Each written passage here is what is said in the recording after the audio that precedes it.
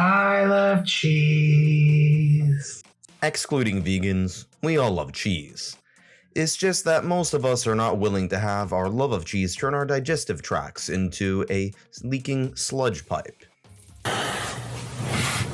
No. Orlin, look at this. You pooped it? Cheese, and dairy in general, is a rather unusual type of food, as humans are the only mammals that frequently eat dairy into adulthood and consume the dairy of other animals. Science has yet to document a chimp milking a cow in the wild, let alone turning that milk into cheese. By the time most mammals are past their infancy, they develop lactose intolerance, which in simplified terms means that their digestive system can't process the sugar lactose properly, which usually results in them getting the shits.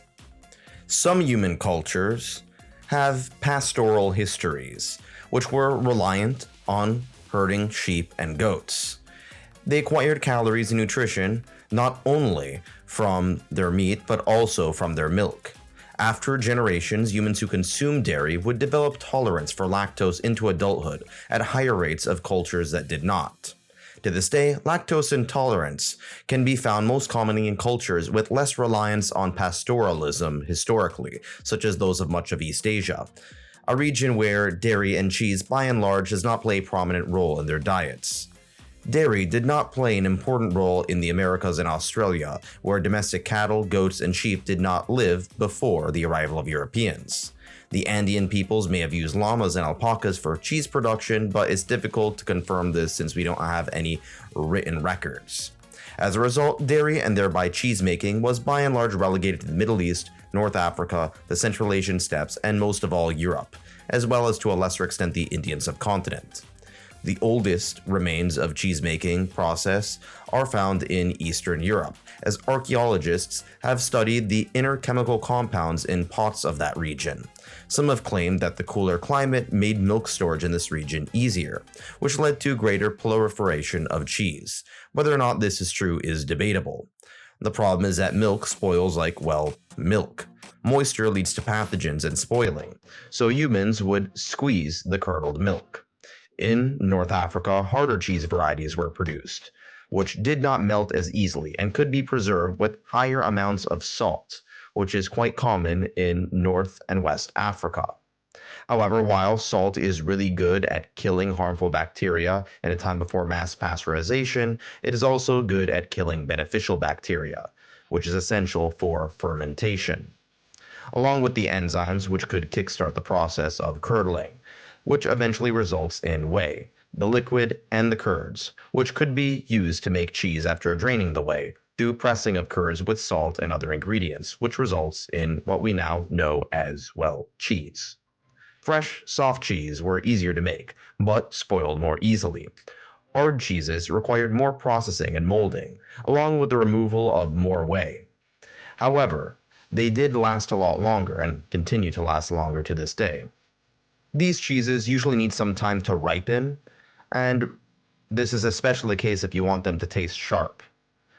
Now, the first mention of cheese in written history was, of course, in ancient Sumeria, in what is now Iraq, the first true civilization.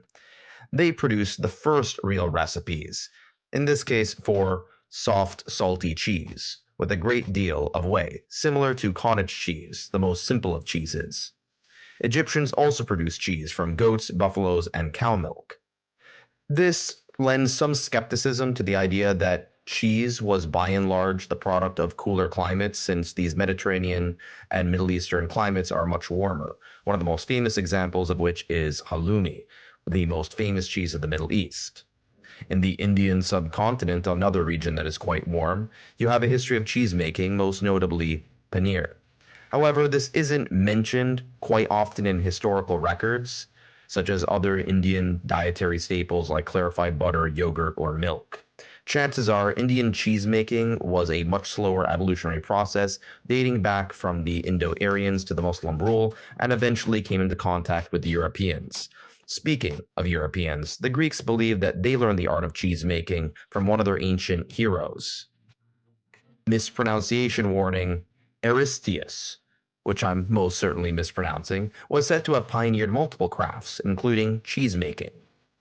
However, it is likely that the Greeks, over a period of time, managed to take cheese making from other groups of people, such as those aforementioned Eastern European peoples, as well as peoples from the Middle East. However, again, we don't know for sure.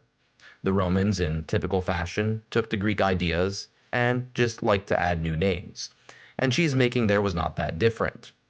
Eventually, the Roman Empire would collapse, at least the western half. Nonetheless, various Christian monasteries remained as primary cheese producers, and with less centralization, each region of Western Europe produced its own type of cheese. Cheddar in England, blue cheese in what is now Denmark, Gouda, I'm mispronouncing, in what is now the Netherlands. In Italy, you saw a wide variety of cooking cheeses, whereas in France, you saw a wide variety of cheeses that are meant to be eaten on their own. In the modern age, there was also a mass migration from Europe to the Americas, bringing cheesemaking in mass to the other side of the Atlantic. One of the earliest examples of this is Monterey Jack from California, which was first produced by Spanish monks. The most important innovation was pasteurized milk, making the process much safer for human consumption. However, sometimes the processing has gone too far. This can be seen with American cheese, sometimes called processed cheese because it's not really cheese. In fact, it's less than two-thirds real cheese, hence the name cheese product. And given the aforementioned socioeconomic circumstances, processed cheese has proliferated and become quite popular among many people with struggling budgets.